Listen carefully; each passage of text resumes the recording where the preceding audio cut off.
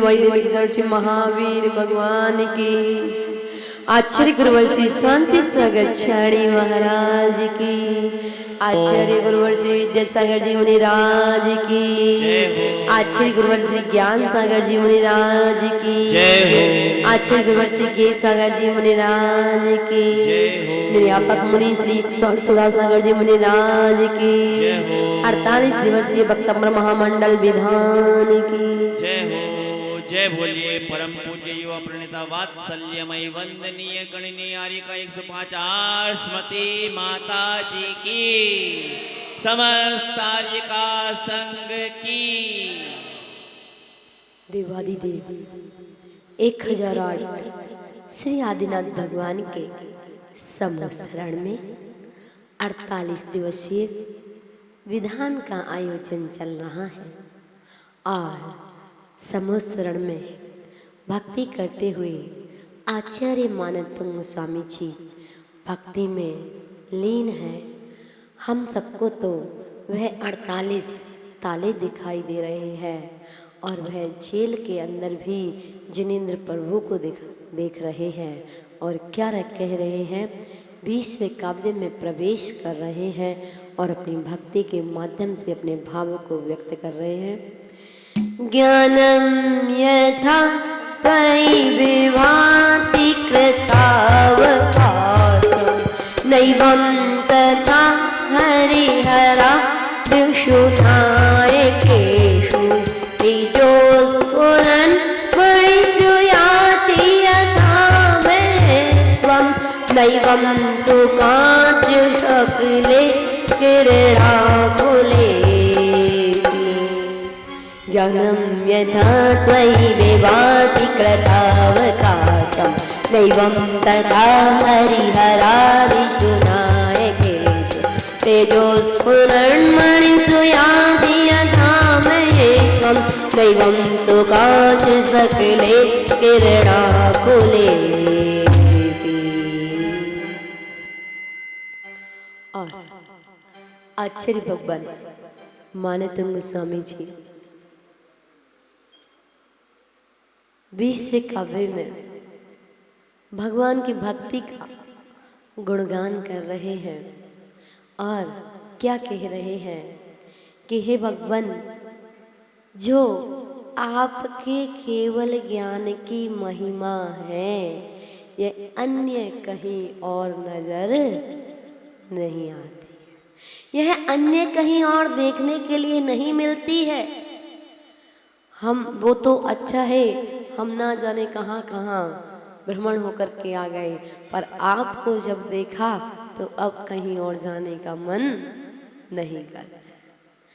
उसका उदाहरण दिया कि हे भगवान, आप डायमंड के सामने कांच की क्या उपमा है, क्या वैल्यू है।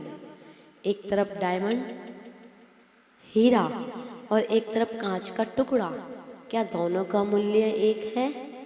नहीं। ऐसे ही जो केवल ज्ञान रूपी आपका ज्ञान है ना, वह डायमंड है और उसके सामने आपकी सर्वज्ञ वाणी के सामने सारी वाणी फीकी है। बस एक केवली की सर्वज्ञ वाणी है, वह ही कार्यकारी है, लाभकारी है। और हम तो कहते हैं कि जैसे आप लोगों पर घटाते हैं, क्योंकि आजकल मोबाइल का लैपटॉप का ज़माना है।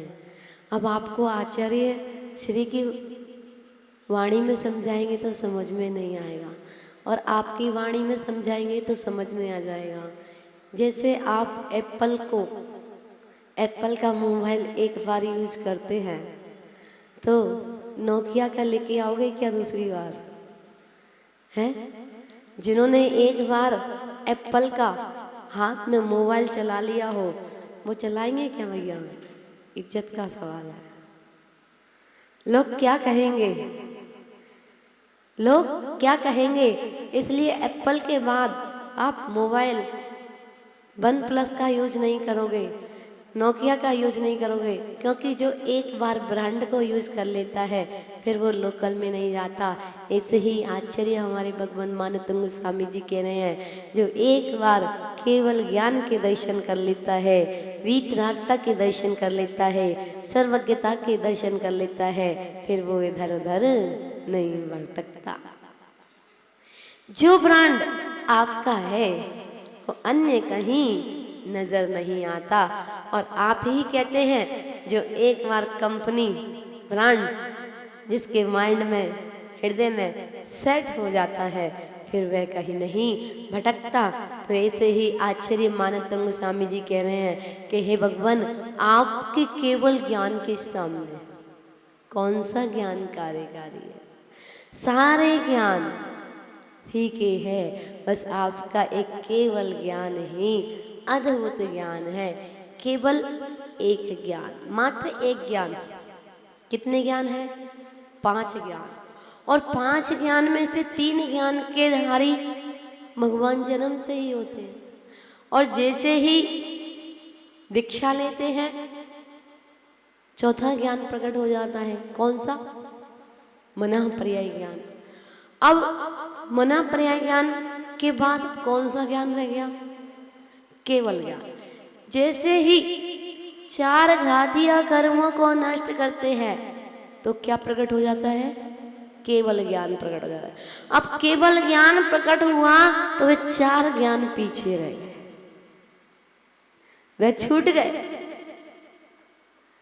क्योंकि जैसे जैसे सीढ़ी चढ़ते जाएंगे, जैसे जैसे सीढ़ी चढ़ते जाएंगे तो नीचे की सीढ़ियां तो अपने आप छूट जाएंगी। तभी तो कहते हैं कि पाप क्रियाएं छोड़ी जाती है और पुण्य क्रियाएं छूट जाती। एक बार एक व्यसनी था और वो व्यसन करता था। व्यसन करते करते, शिकार खेलते खेलते एक दिन जंगल में चला गया। जंगल में गया, वहां उसको मुनिराज दिखाई दिए। मुनिराज दिखाई दिए तो उसने नमोस्तु किया। नमोस्तु महाराज। मुनिराज ने आशीर्वाद दिया। मुनिराज ने पूछा, क्या करते हो? उसने बोला, महाराज मैं चोरी करता हूं, मैं तो शिकार खेलता हूं। महाराज ने कहा, स्वाध्याय किया करो। एक चोर शिकारी कहाँ स्वाध्याय? क्या वह स्वाध्याय करेगा? नहीं। पर मुनिराज अवधि ज्ञानी थे, वह जानते थे ये भव्य जीव है। तो उन्होंने कहा, तुम्हें प्रत्येक दिन स्वाध्याय करना है। अब जिसके जेब में ताश के पत्ते 24 घंटे रहते हो, ताश खेलता हो, वो स्वाध्याय कैसे करेगा? मुनिराज ने नियम दिया कि महाराज अच्छी प्रयास करूंगा। आपको 1 लाइन पढ़नी है, 2 लाइन पढ़नी है, आधा पृष्ठ पढ़ना है, आपको स्वाध्याय डेली करना। उस व्यसनी ने नियम ले लिया। अब वह रोजाना शिकार खेलने जाता, रोजाना जंगल में जाता शिकार खेलने, मंदिर जाता, स्वाध्याय करता। एक दिन क्या हुआ कि मंदिर बंद हो गया। ध्यान से सुनना, मंदिर बंद हो गया। मंदिर बंद हो गया। अब उसका भोजन, उसने कहा, मुनिराज ने कहा था कि प्रत्येक दिन स्वाध्याय करना। अब मंदिर बंद हो गया, मुझे स्वाध्याय आता नहीं है, मेरे अंदर इतना ज्ञान नहीं है, अब मैं स्वाध्याय कैसे करूं? तो उसके जेब में क्या था? ताश के पत्ते। ताश के पत्ते उसकी जेब में थे, ताश की गड्डी। अब वह मंदिर के दरवाजे पे बैठ जाता है और ताश की गड्डी निकाल लेता है। अब ताश की गड्डी निकालेगा, क्या करेगा? खेलेगा। तो उसने ताश की गड्डी जैसे ही जेब में से निकाली और जैसे ही एक पत्ता निकालता है, वह पत्ता इक्का निकलता है। जैसे ही इक्का फेंकता है और कहता है आत्मा एक होती है। जैसे ही दुग्गी फेंकता है, कहता है जीव के 2 भेद होते हैं, संसारी और मुक्ति। जैसे ही तिग्गी फेंकता है, रत्नात्रय 3 होते हैं, सम्यक दर्शन, सम्यक ज्ञान, सम्यक चार। जैसे ही चौकी फेंकता है, आराधना 4 होती हैं, ज्ञान, दर्शन, चारित्र और तपाचार। आराधनाएं 4 होती हैं और वैसे भी लो तो प्रथमानुयोग, कर्णानुयोग, चरणानुयोग, द्रव्यानुयोग, अनुयोग 4 होते हैं। जैसे ही पंजी फेंकी पंच परमेष्ठी 5 होते हैं। जैसे ही छग्गी फेंकी द्रव्य 6 होते हैं, जीव, पुद्गल, धर्म, अधर्म, आकाश, काल। जैसे ही सत्ती फेंकी जीव, अजीव, आश्रम, बंध, संवर, निर्जरा, मोक्ष। और जैसे ही अट्ठी फेंकी सम्यक दर्शन के 8 अंग होते हैं। जैसे ही नौला फेंका द्रव्य 9 होते हैं, जीव, अजीव, आश्रम, बंध, संवर, निर्जरा, मोक्ष, पुण्य, पाप। और जैसे ही दहला फेंका धर्म 10 होते हैं, 10 लक्षण धर्म 10 होते हैं। जैसे ही गुल्ला फेंका प्रतिमाएं 11 होती हैं। जैसे ही बेगम का पत्ता फेंका व्रत 12 होते हैं। और जैसे ही अंतिम पत्ता बादशाह का फेंका 13 प्रकार का चारित्र होता है। ताश के पत्तों में भी स्वाद है। सोचो, स्वाध्याय करने वाला कहीं पर भी बैठ करके स्वाध्याय कर सकता है और जिसके पास बहाना हो, उसके पास ग्रंथ भी होंगे तो उसे नींद आती है। ग्रंथ पढ़ने में, स्वाध्याय करने में नींद आती है। जिसकी दृष्टि स्वाध्याय की ओर होती है वो हरियाली तीज के दिन भी स्वाध्याय करा देते हैं, हरियाली के प्रोग्राम में भी धार्मिक प्रोग्राम करा देते हैं। और जिनकी दृष्टि हरियाली तीज पर होती है वो होटलों में मनाते हैं। यहाँ पर जिसकी धर्म की दृष्टि होती है वो हर कार्य में धर्म ढूंढता है। यहाँ आज हरियाली तीज का दिन है, महिलाएं पता नहीं कहां कहां नहीं जाएंगी आज घूमने के लिए। हमने कहा इधर उधर मत घूमो। हरियाली तीज जैन धर्म के अनुसार नहीं मनाई जाती, लेकिन आज तक किसी ने ये नहीं कहा कि आप हरियाली तीज के दिन भजन मत करना। किसी ने मना किया क्या? किसी ने कहा ये हरियाली तीज क्यों मनाई जाती है, इस हरियाली को मिटा दीजिए, कुछ और नाम रख दीजिए। हमने कहा तुमने हरियाली तीज को मिटा दिया तो तुम्हारे अनाज कहां से आएगा? हरियाली तुम्हें यह संदेश देने नहीं आई है कि तुम होटलों में जाइए। हरियाली तीज तुम्हें संदेश देने आई है, जैसे मैं खिलखिला रही हूं ऐसे ही आप खिलखिलाइए। खुद भी जिए और हमें भी जीने दो, जीने का अधिकार सभी को है। महावीर भगवान का संदेश जियो और जीने दो, पेड़ लगाओ पेड़ बचाओ का संदेश देने आई है। निष्प्रयोजन पेड़ पौधों को मत तोड़ो, पेड़ पौधों को बचाइए, इनमें प्रत्येक दिन जल दीजिए, ये संस्कार देने आई है हरियाली तीज। तुम तो एंजॉय करते हो। हरियाली तीज बहुत सारा संदेश दे रही है आपको। ग्रहण क्या कर रहे हो? अगर हरियाली नहीं होगी तो ना आपको अनाज मिलेगा। हरियाली पूरी वनस्पति है, अगर हरियाली नहीं होगी तो सब्जी फल कहां से आएंगे? हरियाली ने ये नहीं कहा कि मुझे तोड़िए और अपना श्रृंगार बनाइए। हरियाली तीज तो कहती है घर घर पौधे लगाइए, घर घर पेड़ लगाइए और हरियाली को सदैव बना रहने दीजिए। जहां हरियाली दिखती है, आप जहां जाते हैं और हरियाली दिखती है तो कितना सुंदर लगता है। आज देखेंगे आप सभी महिलाएं जब ग्रीन ड्रेस में आएंगी, ग्रीन ड्रेस पहनने में दोष है क्या? ग्रीन ड्रेस पहनकर भजन करने में दोष है क्या? जैन भजन प्रश्न मंच, धार्मिक प्रश्न मंच करने में दोष है क्या? यहाँ जो लक्की ड्रा निकलेंगे उन लक्की ड्रा में आपके चांदी के कलश निकाले जाएंगे और उन कलशों से आपके बच्चे अभिषेक करेंगे। आप उनके अंदर गंधोदक लेकर के आओगे। बताओ हरियाली तीज मनाना गलत है क्या? हम हरियाली तीज नहीं मना रहे, हरियाली तीज के दिन प्रभु का गुणगान कर रहे हैं और पारसनाथ भगवान का मुकुट सप्तमी पर्व आ रहा है, उसकी खुशियां मना रहे हैं। हरियाली तीज तो एक संदेश देने आई है, पारसनाथ भगवान के मोक्ष कल्याण का शुभ संदेश देने आई है और कह रही है आज से ही आप भगवान के मोक्ष कल्याण की खुशियां मनाने लग जाइए। देखेंगे आप बड़े गांव पग यात्रा जाएगी, कोई शिखर जी जाएगा, कोई बनारस जाएगा, कोई बड़े गांव जाएगा, तो कोई आई क्षेत्र जाएगा और पारसनाथ भगवान का निर्वाण लाडू चढ़ाएगा। हे भगवान, आपने तो केवल ज्ञान की प्राप्ति कर ली है, अब मुझे भी केवल ज्ञान की प्राप्ति हो, ऐसी भावना से लड्डू चढ़ाए। आचार्य मानतुंग स्वामी जी जेल के अंदर भी जिनेंद्र प्रभु को देख रहे हैं, जैसे एक व्यसनी ताश के पत्तों के अंदर स्वाध्याय कर सकता है। तो आचार्य भगवान कह रहे हैं जेल के अंदर क्या जिनेंद्र प्रभु दिखाई नहीं देंगे?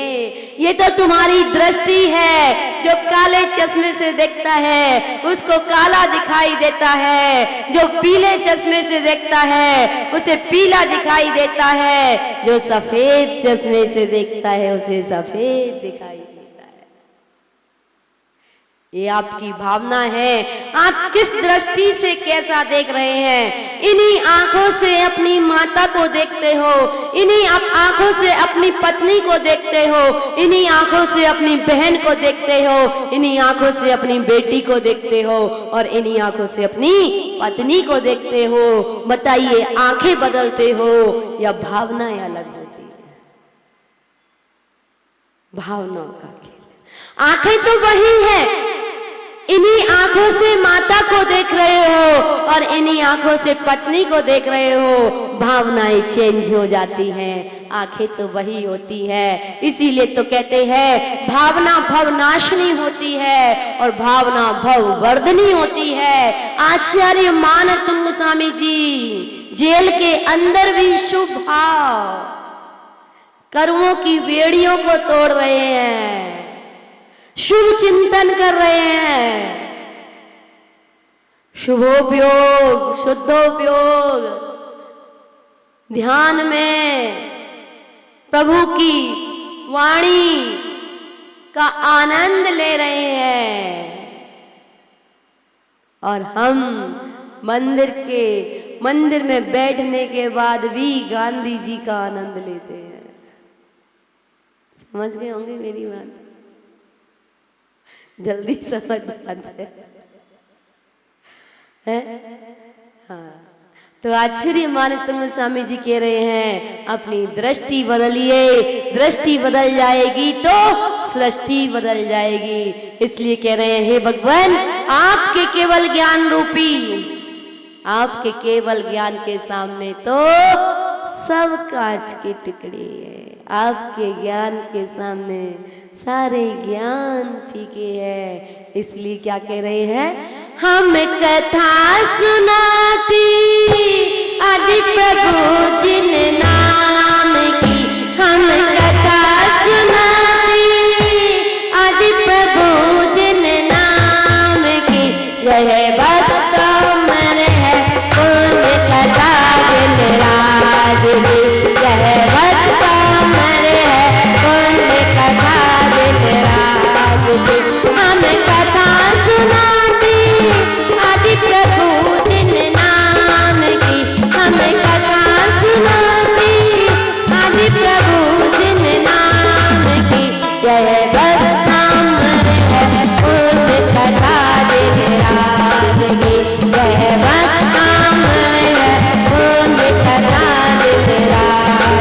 जय बदनाम रहे बोले कथा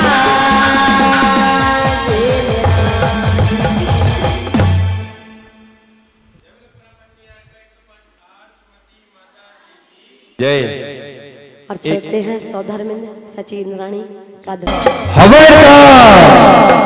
महाराज सौधर्मेंद्र अपने संपूर्ण परिकर के साथ लाच दरबार में पधार रहे हैं।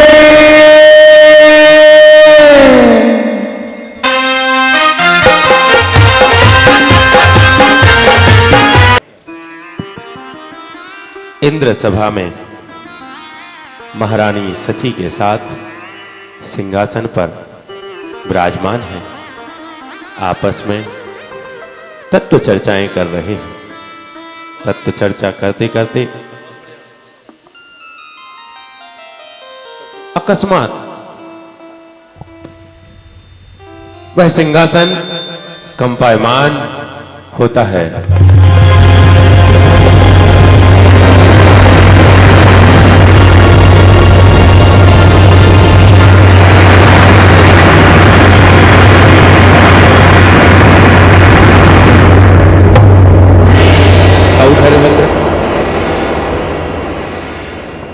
जैसे ही सिंहासन कंपायमान होता है, अयोध्या नगरी में महाराज नाभिराय माता मरु देवी के यहां इस वसुंधरा के इस काल के प्रथम तीर्थेश ऋषभनाथ स्वामी का दिव्य जन्म हो चुका है।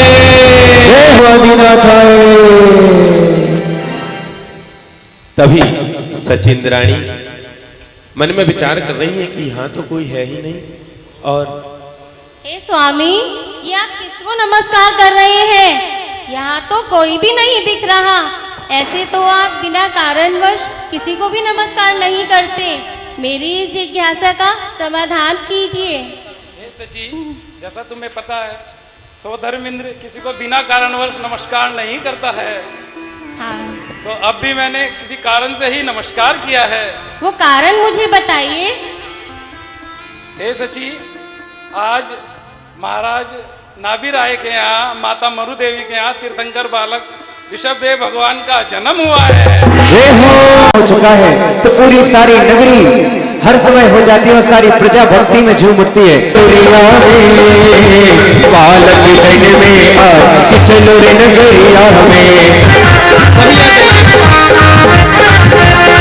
अरे इंद्रों के पेड़ों की पायल बनी, देखो तो देखो ये घुंघरू।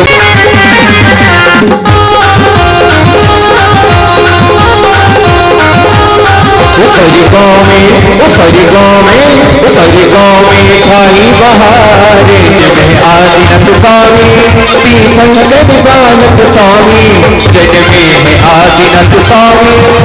जी महाराज, चलिए।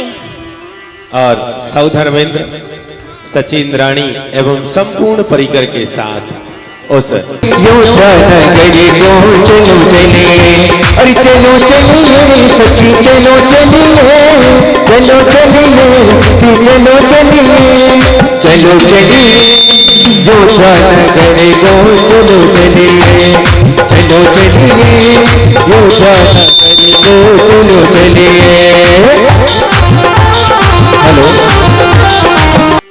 महाराज की जय हो, जय हो, जय हो। महाराज, मैं देवराज इंद्र हूँ। मुझे तीर्थंकर बालक ऋषभ भगवान के दर्शन करने हैं। पुरुषों का जाना अशुद्धि गृह में निषेध है। मुझे पता है कि पुरुषों का जाना अशुद्धि गृह में निषेध है, तो मेरी सची तो तीर्थंकर बालक को मैं अपनी सची को भेज देता हूँ। जी महाराज, अपनी सचिंद्रानी को भेज दीजिए। हे सची, जाओ तुम तीर्थंकर बालक को लेकर आओ, मुझे उनके दर्शन करने हैं। परंतु इस बात का ध्यान रखना कि माता की निंद्रा ना खुल जाए और तीर्थंकर बालक भी ना जाग जाए। तो इसके लिए स्वामी मैं क्या करूं, मैं कैसे करूं कि जो माता की निंद्रा ना खुले और उन्हें याद भी ना हो कि मैंने तीर्थंकर बालक को लेकर आ गई हूँ। तुम माता को मायावी निंद्रा में सुलाकर और वहां पर एक मायावी बालक बनाकर आप आ जाना वहां से, ताकि जब माता उठे को विचलित ना हो। जी महाराज, जैसे आपकी आज्ञा। तीर्थंकर बालक को लेकर मैं बस जल्दी से आ जाती हूँ। हो और बेचारी इंद्राणी पाय गई बालक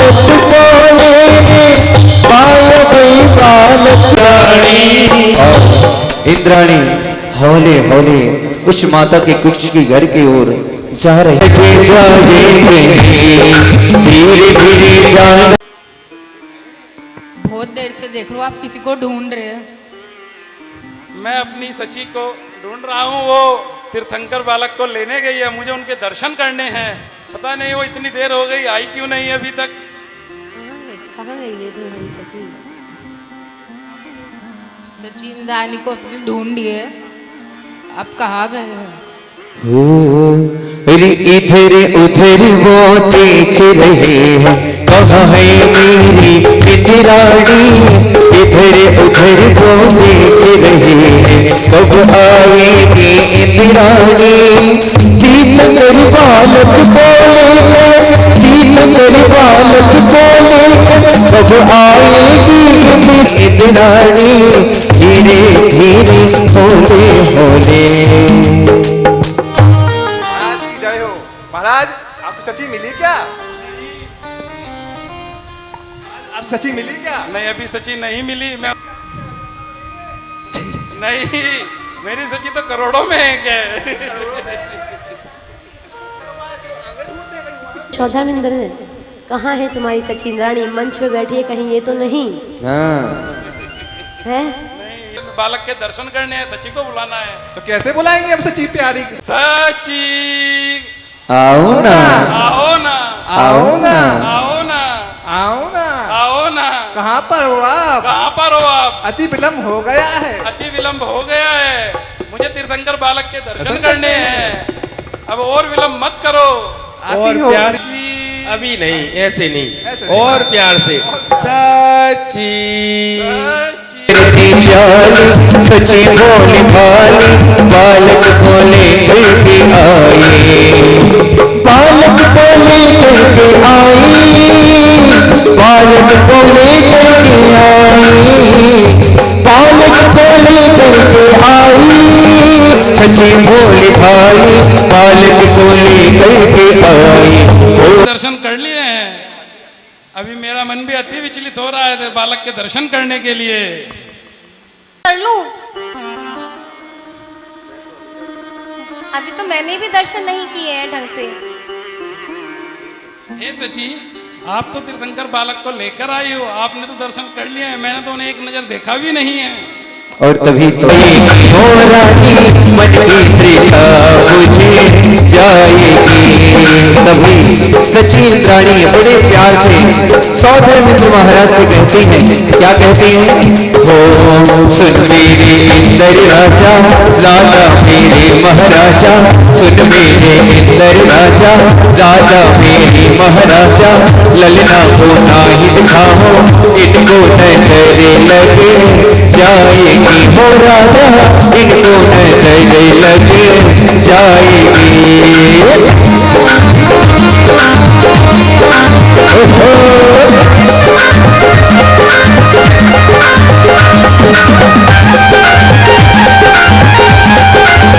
के लिए तभी महाराज शीघ्र ही दर्शन कराओ। तभी महाराज अपने दोनों हाथों को जोड़ लेते हैं और बालक को बोलते हैं, मुझे दे दो। अरे हाथ जोड़ी कर मांग रहे हैं, प्रभु को दे दे इंद्राणी। हाथ जोड़ कर मांग रहे हैं, प्रभु को दे दे इंद्राणी। तीर्थंकर बालक के दर्शन, तीर्थंकर बालक के दर्शन, दर्शन करा दे इंद्राणी। धीरे धीरे होले होले पग पग चाली इंद्राणी। इंद्राणी, धीरे धीरे होले होले पग पग चले इंद्राणी। तभी सौधर्मेंद्र महाराज बोलते हैं, हे सची, मुझे मेरा मन व्याकुल हो रहा है। तुम अपने नाथ को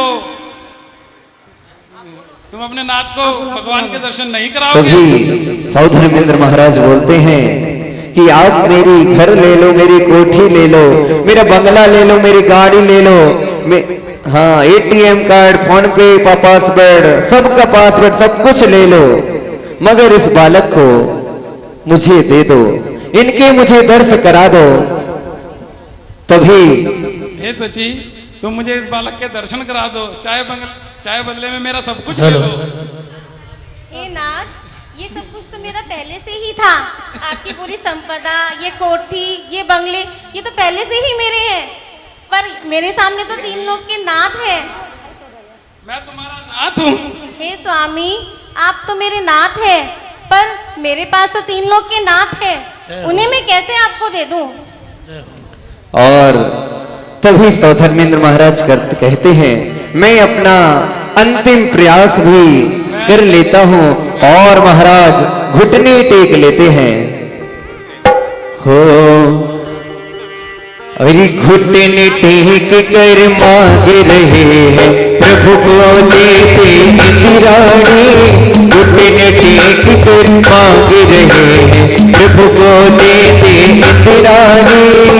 मैं न दूंगी, मैं न दूंगी, मैं न दूंगी, मैं न दूंगी, दर्श कराते इंद्राणी। धीरे धीरे होले होले पग पग चले इंद्राणी, धीरे धीरे होले होले पग पग चले इंद्राणी। और बहुत प्रयत्न करने के बाद भी जब वह सची इंद्राणी सौधर्मेंद्र को तीर्थंकर बालक को दर्शन करने के लिए नहीं देती हैं, तो अंतिम प्रयास भी वह कर लिया करते हैं। और जैसे ही वह घुटने टेकते हैं तो वह सची इंद्राणी द्रवीभूत हो जाती हैं और कहती हैं, देखो तीर्थंकर बालक के दर्शन के लिए देवराज इंद्र ने अपने घुटने टेक दिए और वह फिर उन तीर्थंकर बालक को दर्शन करने। और जैसे ही सची इंद्राणी उस बालक को देती हैं, तभी झट से अपने पास कर लेती हैं उस बालक को। हो खड़े होके मैं तू नहीं दूंगी, नहीं दूंगी प्यारो लगे, मरु देवी को ललना प्यारो लगे। मैं तो नहीं दूंगी, नहीं दूंगी प्यारो लगे, वो देवी को ललना प्यारो लगे। प्यारो लगे ललना प्यारो लगे, प्यारो लगे ललना प्यारो लगे।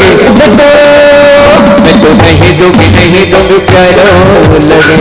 और हे नाथ, मुझे क्षमा कीजिए, क्षण भर के लिए तो मैं भूल ही गई थी कि आपको भी तीर्थंकर बालक के दर्शन करने हैं। मुझे क्षमा कीजिए नाथ, ये लीजिए, 3 लोग के नाथ को लीजिए और इनके दर्शन कीजिए।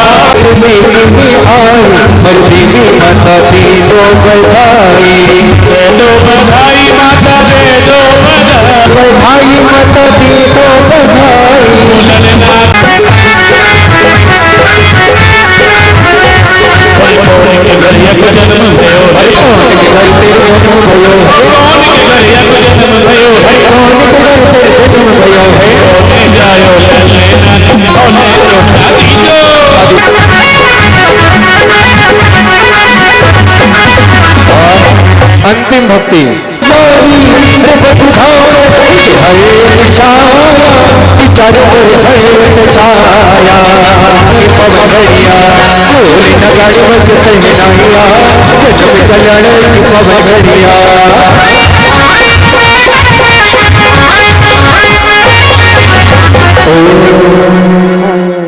जय बोलो तीर्थंकर आदिनाथ स्वामी की। पूरी नहीं हुई है, 1 बजे से फिर से बाकी है। अभी तो अयोध्या नगरी में गए हैं, अभी तो अयोध्या नगरी, अभी कहाँ जाना है इनको? अभी से कल पांडुकशिला पे लेके जाना है ना, तो अभी तो तैयार हो के आएंगे। 1 बजे से बाकी फिर से चालू है। हाँ। और आज आपको कैसा लगा? अपने भावों को व्यक्त, ये मत बोलना कि अच्छा लगा, बस यही शब्द मत बोलना। आधा घंटे में जो जो आपके अनुभव, आपको एहसास हुए थे, वो बतलाइए। जो आपके एहसास हुआ। माता जी, एहसास तो इतने हुए कि वो निशब्दी हैं। अब तो बस ये इच्छा है कि पंच कल्याणों को जोधा में निंदानी बने। है, देखो आंसू निकल गए। इतनी भक्ति में तल्लीन हो जाते हैं, इतनी भक्ति में तल्लीन हो जाते हैं और आंखों में से आंसू झड़ जाते हैं। मान लो सच्ची भक्ति है। हर किसी की आंखों में से आंसू नहीं निकलते हैं। 20 विधान हो चुके हैं, 20 में से 4-5 लोग हैं, 5-6 लोग हैं जिनकी आंखों में आंसू झलकते हैं। और सबने एक ही भावना भाई है कि यहाँ लेने से, यहाँ जब तुम्हारे बच्चे आए थे तो तुमको ऐसा लगा था मेरे बच्चे हैं? उस समय तो बस ये दिख रहा था कि आज हम सचची इंद्रानी और ये सोधा मिल नहीं, ईमानदारी से बताऊं, तो इतना ज्यादा खो गए थे उसमें। आप बताइए कि उस समय बेटी दिखाई दे रही थी हकीकत में या देवी दिखाई दे रही थी? देवी दिखाई दे रही थी, बेटी तो नहीं दिखाई दे रही थी। नहीं। उस जब अपने घर के अपने बच्चे जब सामने खड़े होते हैं तो ये नहीं पता चलता उस समय कि ये देवी है, स्वर्ग से देवी आई रास्ता रोक रही है, या मेरी बेटी है। और जब भगवान हाथ में आते हैं, जब कैसा लगा था आपको? अपने भावों को बताओ, उस समय कैसे कैसे भाव चले थे, क्या क्या सोच रहे थे आप? तो अपार सुख की अनुभूति हुई थी। मतलब ऐसा लगा था 3 लोग के नाथ सचमुच में मेरे हाथ में। सचमुच में हम आ गए। बहुत सुंदर, एक बार जोरदार तालियां बजाएंगे। और जिनके उत्कृष्ट भाव होते हैं उनके लिए यहाँ पे पुरस्कार से सम्मानित किया जाता है। एक बार हमारे सौदामिंद्र के लिए सम्मान में जोरदार तालियां बजाएंगे। किसी को माला मिलती है तो किसी को बैग मिलता है तो किसी को चुन्नी दिया है ये, और इसमें भक्तंबर जी लिखा है। एक बार फिर से जोरदार तालियां, लो हाथ लगा लो। और अब सच में ही उसमें बनना पंच कल्याण की भावना भाई है। आपकी भावना भगवान पूरी करे, ऐसा आपके लिए आशीर्वाद।